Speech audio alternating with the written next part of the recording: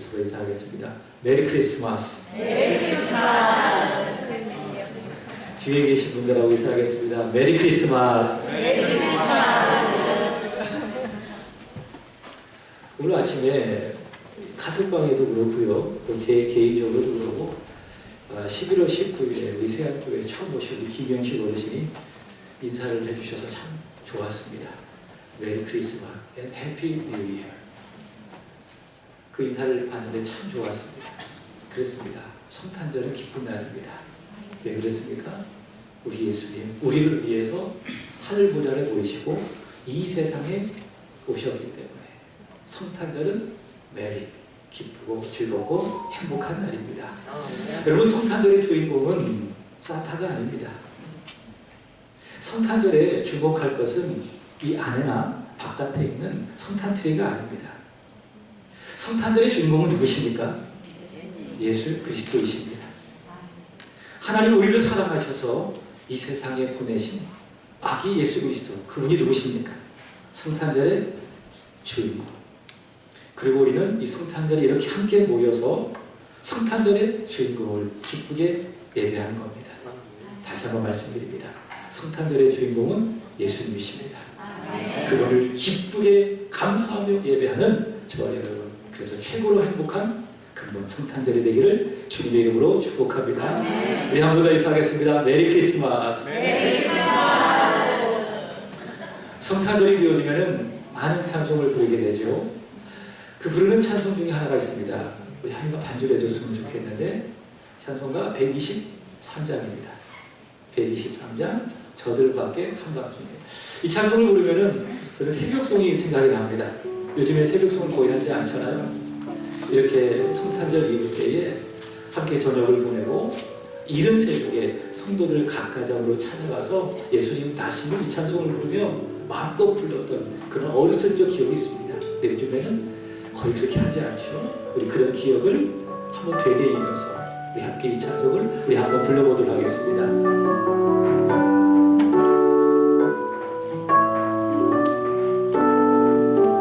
저들밖에 한밤중에 저들밖에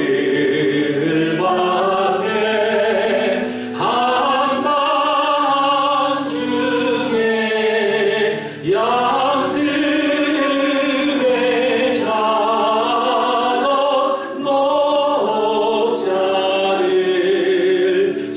목자들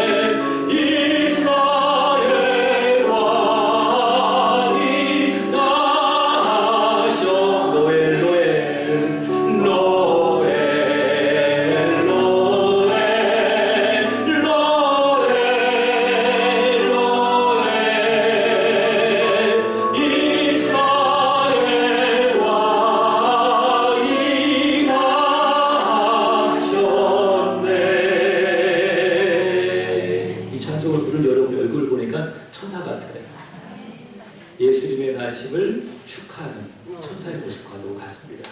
그렇습니다. 예수님 나셨습니다. 그것을 축하하는 우리의 마음속에 기쁨이 있는 겁니다. 그 기쁨을 가지고 찬송하는 한 분 한 분이 다 천사와도 같다. 여러분, 이 찬송 중에 후렴 부분이 있습니다. 노엘, 노엘, 노엘. 이 뜻이 무엇일까요? 수요일에 오신 분들은 알 겁니다. 그리고 금요기도회 때도 오신 분들은 알 것입니다. 이 노엘이 무슨 뜻인가 하면은 영어로 이런 말이 있습니다. 어떤 말인가 하면은 Now all is well. Now all is well. 이라는 말이 있습니다. 피터, 무슨 말인지 아시죠? Understand? 피터가 와서 제가 영어를 쓴 것이 아니라 제가 영어를 쓰는데 피터가 온 거예요. Now all is well. 무슨 말이죠? 이제는 모든 것이 괜찮다. 그 약자가 무엇입니까? 노엘이라고 하는 것입니다. 오늘 보면 11절의 말씀을 보시면은 구주라는 말씀이 있습니다. 자, 구주를 영어로 Savior 그렇게 이야기합니다. Savior. 자, 구주가 오시기 전에는 안 괜찮았어요. 이해하셨죠? 구주가 이 세상에 오시기 전에는 안 괜찮았어요.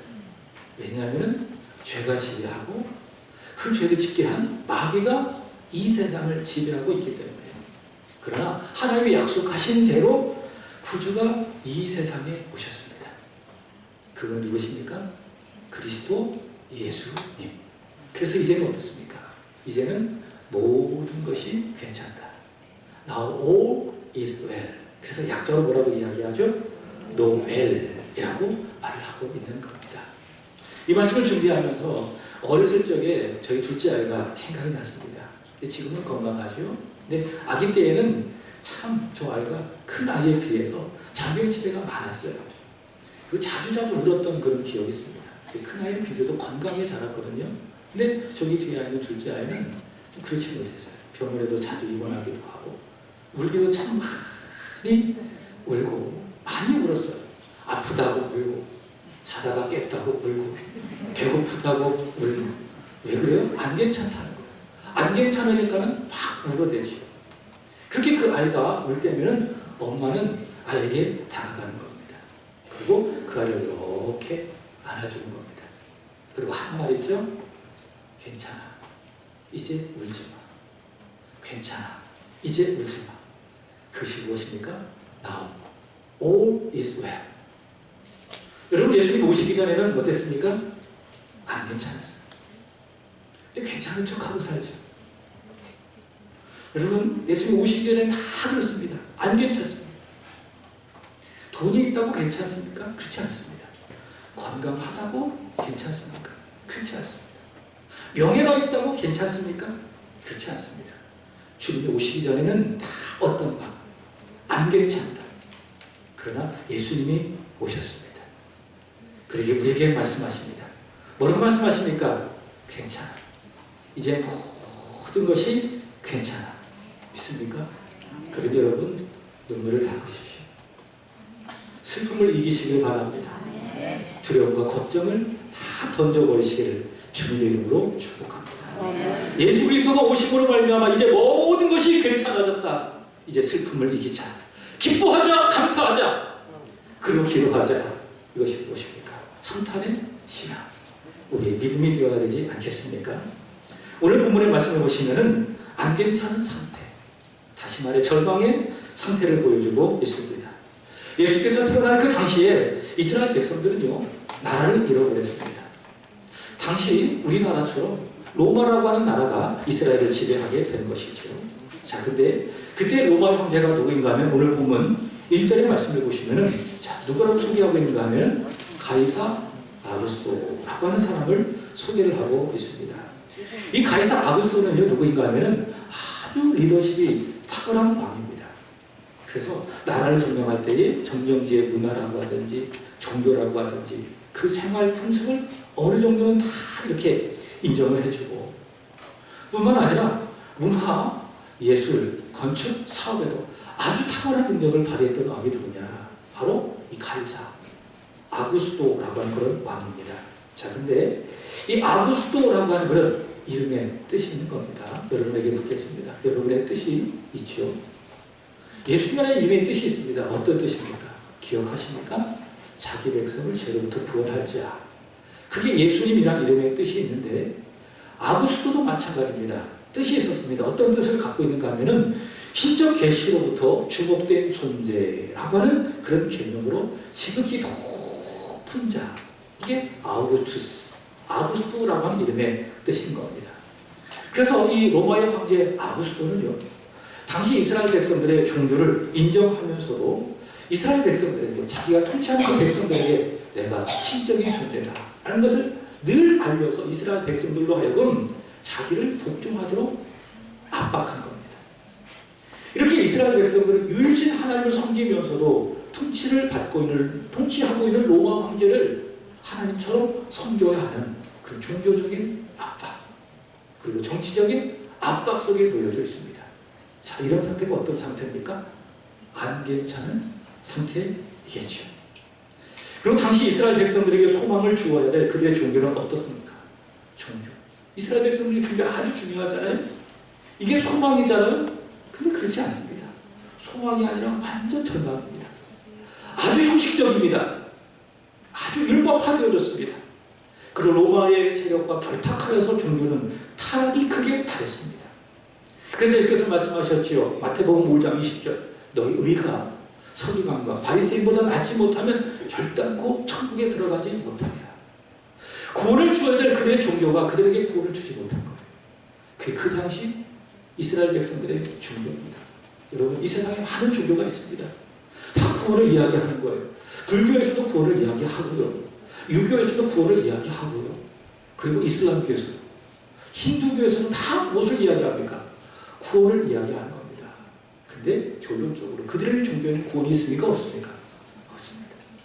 오직 참된 종교, 우리 기독교에만 유일한 종교가 있습니다. 예수께서 말씀하셨습니다. 내가 곧 길이요 진리요 생명이니 나로 말미암지 않고는 아버지께 올 자가 없느니라. 오직 예수님만이 우리에게 구원을 주신 유일한 구세주이시다. 세상 종교는 구원을 줄 수가 없습니다. 당시 이스라엘 종교 유대교가 그랬습니다. 구원을 주어야죠. 그들에게 구원이 없습니다. 왜? 종교가 매우 형식화되고 매우 타락했기 때문에. 어떤 상태입니까? 완전치 않다. 절망의 상태이다. 그리고 오늘 보면 8절을 보시기 바랍니다. 예수님의 탄생 소식을 들었던 목자들을 소개하고 있습니다. 자, 이 목자의 상태에 대해서 이야기합니다. 우리 함께 읽어보도록 하겠습니다. 시작. 그 지역의 목자들이 밤에 밖에서 자기 양들을 지키더니. 아멘. 자, 이 목자들의 상태는요, 그 당시 목자들의 상태이지만은 누가는 이 목자들의 상태를 통해서 그 당시 이스라엘 백성들의 상태를 보여주고 있습니다. 자, 여기 보시면은 목자들이 언제? 밤에. 그죠? 밤에 무엇을 합니까? 밖에서 자기 양떼를 지키고 있다. 밤에 밖에서 자기 양떼를 지키고 있다.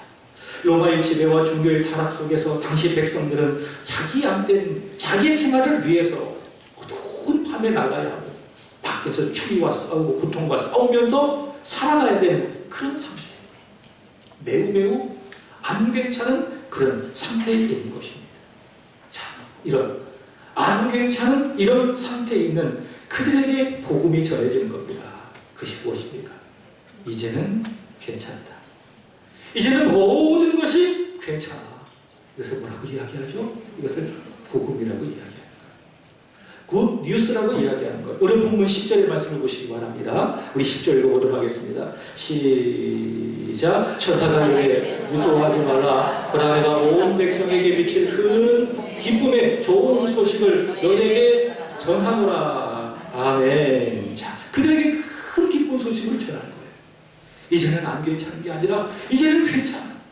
울지 마. 고통스러워하지 마. 너에게 큰 기쁨의 소식을 전해줄게. 이게 뭐예요? 복음이라고 이야기하는 거. 영어로 good news, 헬라어로 요한겔리온. 그 복음을 전하고 있습니다. 자, 그렇다면 오늘의 말씀의 제목처럼 온 백성에게 미친 큰 구원의 기쁜 소식은 무엇인가? 한번 살펴보도록 하겠습니다. 자, 우리 11절 읽어보도록 하겠습니다. 다 같이 시작. 오늘 다윗의 공리에 너희를 위하여 구주가 나셨으니 곧 그리스도 주시니라. 아멘. 자, 안 괜찮은 그들에게 이제는 괜찮게 만드실 그 구주가 나셨다. 그분은 누구시다고요? 그리스도 주시니라. 그리스도가 너희를 위해서 이 세상에 태어나셨다. 그래서 이제는 절망 가운데 너희에게 소망이 비추어졌다. 이것이 그들에게 미칠 구원의 큰 기쁜 소식인 것이죠. 구체적으로 살펴본다면 오늘 보면 11절 다시 보시면 다윗이라는 말이 있습니다. 여러분 성경에 보면 하나님께서 보시고 마음에 쏙 드는 사람이 한 사람이 있었어요. 물론 믿음의 사람들이 구약의 역사 속에 많이 있었지만 그러나 그 중에 한 사람이 있습니다. 사도행전 13장 22절의 말씀을 보시면 하나님께서 다윗을 보면 이렇게 말씀하셨어요. 이새의 아들 다윗을 보니 내 마음에 합한 자. 하나님의 마음에 쏙 드는 사람이 누구라고요? 다윗이라고요. 이렇게 예배하는 여러분을 보니 하나님께서 마음에 쏙 들고 계신 줄로 믿습니다. 예배 참 잘 드리고 있어요. 이 아이들이 이렇게 예배를 잘 드리고 있으니 하나님이 얼마나 좋아하실까. 여러분 하나님의 마음에 쏙 드는 믿음생활을 하게 되기를 주님의 이름으로 축복합니다. 하나님의 마음에 쏙 드는 사람 누구? 다윗. 이 다윗에게 하나님께서 약속하셨어요. 무엇을 약속했었느냐? 너의 후손 중에서 구주를 보낼게. 그리스도를 보낼게. 이 얼마나 큰 축복입니까?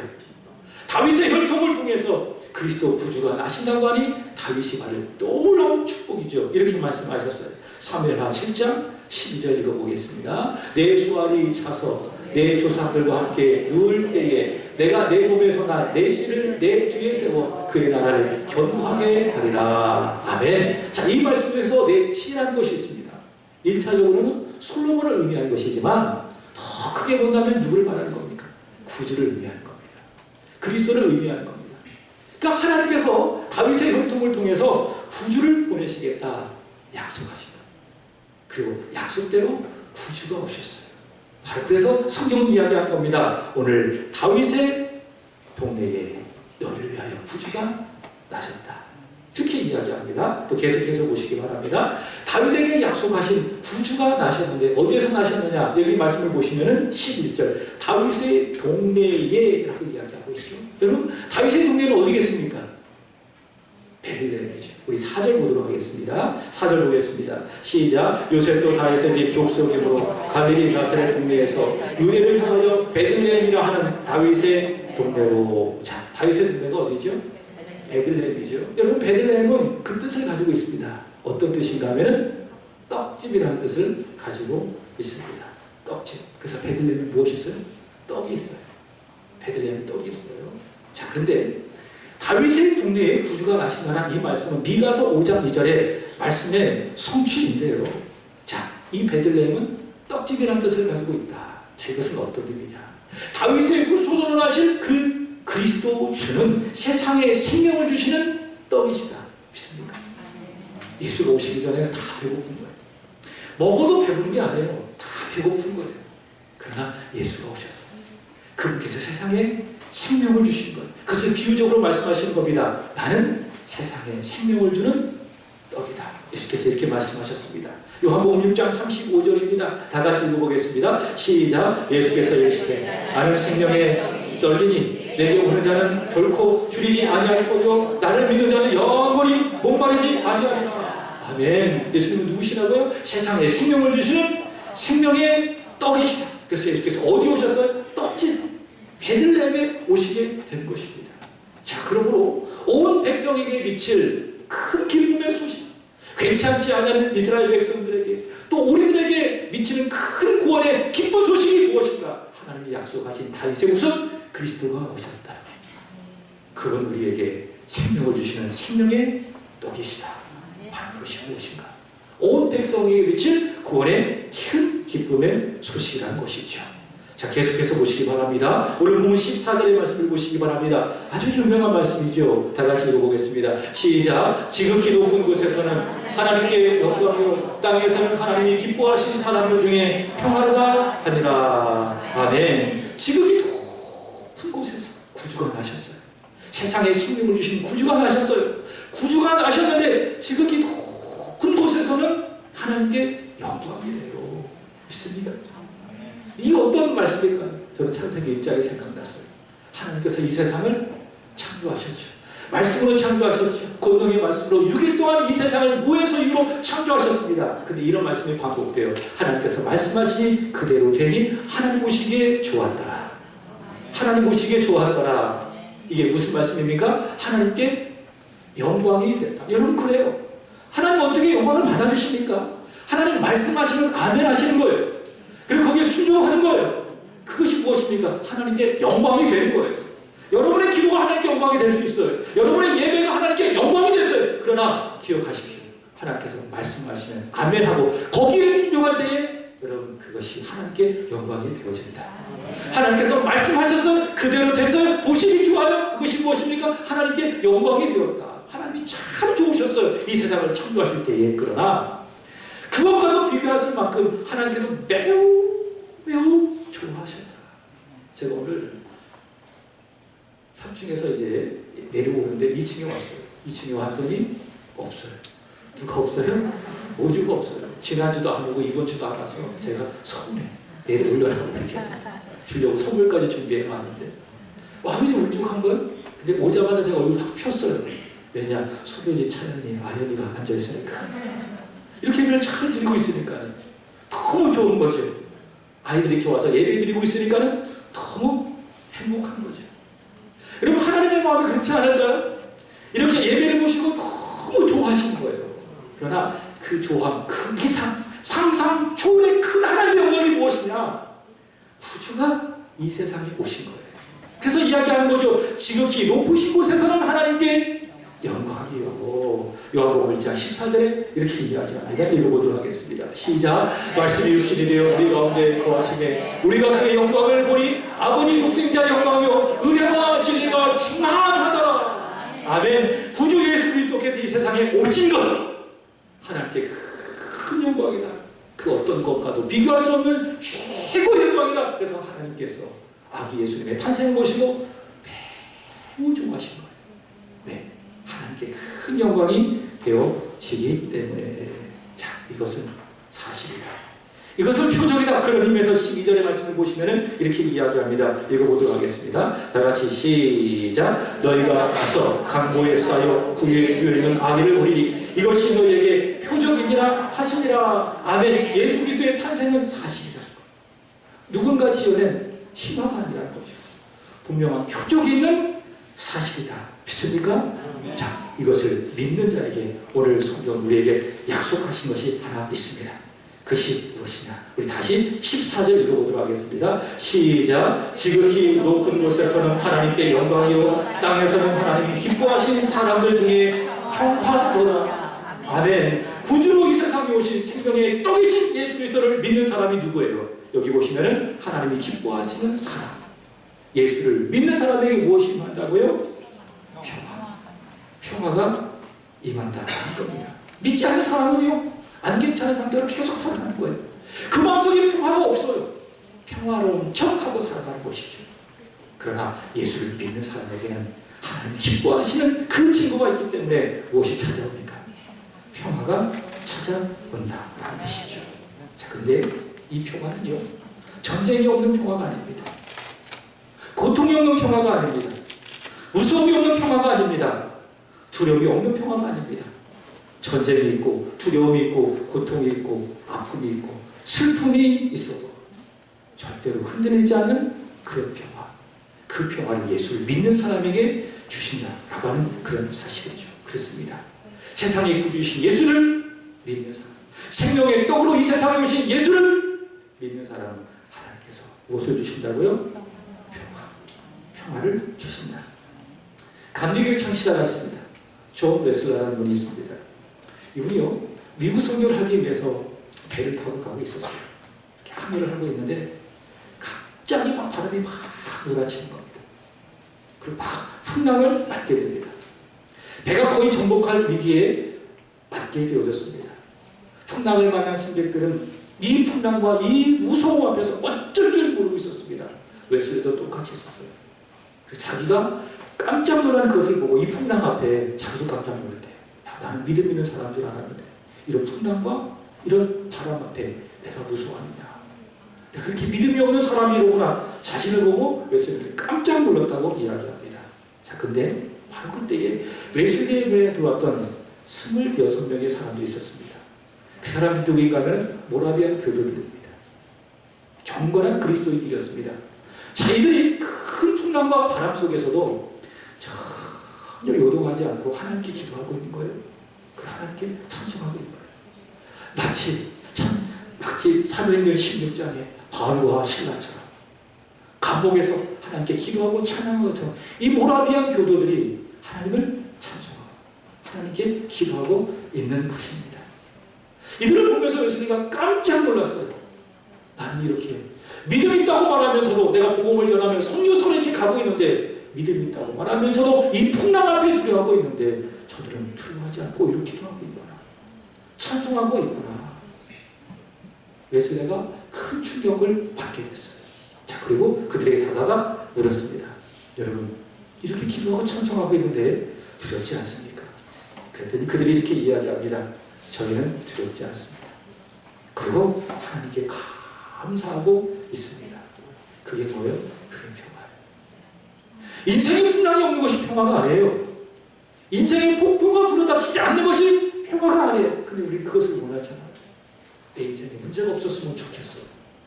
내 인생이 좀 잘 됐으면 좋겠어요. 우리는 그런 평화를 원하잖아요. 그러나 성경은요, 오늘 성경에서 말씀하신 그런 평화는 그런 평화가 아닙니다. 전쟁이 있어요. 여전히 아파요. 여전히 고통스러워요. 여전히 마음에 큰 상처가 있어요. 그럼에도 불구하고 평화의 왕으로 오신 예수를 믿으니 그분을 말미암아 내 마음에 평화가 임하고, 그런 두려움 속에서도 더 기도하고 더 찬송하고 더 예배하고 흔들리지 않은 그런 평화, 바로 그런 평화를 주신다. 오늘 성경 우리에게 말씀하고 있는 것 아니겠습니까? 여러분 찬양하시죠? 우리 함께 불러볼까요? 평화 평화로다 하늘 위에서 내려오네 그 사랑의 물결이 영원토록 내 영혼을 덮으소서. 여러분 한번 내 마음을 점검해 보길 원합니다. 우리 가정을 한번 점검해 보길 원합니다. 우리 교회를 점검해 보기도 하고 이 나라 이민도 점검해 보기도 하고, 이런 평화가 있을까? 언제부터 내 마음속에 평화가 사라졌어요? 불안해. 미래에 대해서 불안해. 재정적으로도 불안해. 경제적으로도 불안해. 부부관계 속에서도 불안해. 자녀를 생각할 때 불안해. 걱정투성이에요. 일터도 마찬가지. 내일에 대한 불안. 평화가 없어요. 그래서 늘 불안과 두려움 속에 쫓겨 살아가고 있는 거예요. 여러분 이런 우리 참 안 괜찮지 않습니까? 근데 우리는 나오고 있어요. 모든 것이 괜찮다고 착각하고 있지 않습니까? 예수 믿는 믿음도 없으면서 원래 살아가는 여러분, 이 세상에 구주로신 그 예수 그리스도를 여러분의 마음속으로 다시 한번 믿고 영접하게 되기를 주의 이름으로 축복합니다. 하나밖에 없어요. 세상의 평화의 왕으로 오신 예수 그리스도를 여러분이 얼마만큼 믿느냐, 그분을 얼마만큼 신뢰하느냐에 따라 여러분의 마음속에 불안이 사라지는 거예요. 걱정이 사라지는 것이고, 그분을 통하여서 내려지는 마음의 평화가 있는 거예요. 그럼 여러분의 마음속에 천국이 되는 거예요. 여러분의 가정도 그분을 믿으면 가정 천국이 되는 것이고, 교회도 마찬가지예요. 평화의 왕으로 오신 예수를 우리 온 성도들이 예배하며 믿게 되어지면 교회도 천국이 되는 것이고, 우리 족 대한민국도 마찬가지. 예수가 평화의 왕으로 오셨으니 그분을 온 민족이 고백하고 믿게 되어지면 이 대한민국도 천국이 되어지는 것이고, 그래서 이야기하는 것이죠. 그분의 나심은 구원의 큰 기쁨의 소식이다. 하늘에는 영광이고 이 땅에는 평화다. 이 복음이 저와 여러분의 마음속에부터 시작되기를 주님의 이름으로 축복합니다. 잘 읽진 않았지만은 2장 17절의 말씀에 보면 이런 말씀이 있습니다. 한번 읽어보도록 하겠습니다. 시작. 보고 천사가 자기들에게 이 아기에 대하여 말한 것을 전하니. 자, 천사가 들었어요. 절망 속에 그들에게 큰 구원의 기쁜 소식을 그들이 들었어요. 이제 그들은 다 괜찮아졌어요. 마음에 평안이 임했어요. 그들이 어떻게 했습니까? 아기에 대하여 구원의 큰 기쁜 소식을 전했다. 성탄의 계절. 힘써 모여 예배하시고, 그리고 이 성탄을 알지 못하는 사람들에게 예수님의 나심을 증거하는 성탄의 천사들이 되기를, 성탄의 목자가 되시기를 우리 주 예수 그리스도의 이름으로 축복합니다. 기도하겠습니다. 좋으신 하나님, 절망뿐인 이 세상 속에, 괜찮지 아니하는 이 세상 속에 소망의 왕으로 오신, 모든 것을 괜찮게 만들어 가시는 소망의 왕으로 이 세상에 오신 아기 예수님을 찬양합니다. 그 예수를 믿는 믿음을 우리에게 성령으로 충만하게 하여 주옵소서. 그래야 잃어버렸던 평화를 누리게 하여 주시옵소서. 그래야 우리의 가슴에 신령 천국이 임하게 하여 주시고, 우리의 가정에도 천국이 임하게 하여 주시고, 우리의 교회와 우리의 일터와 더 나아가 우리의 조 대한민국에도 천국이 임하게 하여 주옵소서. 감사를 드리며 구주 예수님의 이름으로 기도합니다. 아멘. 이 시간 우리 남전도에 찬송으로 하나님 앞에 영광을 돌려드리겠습니다.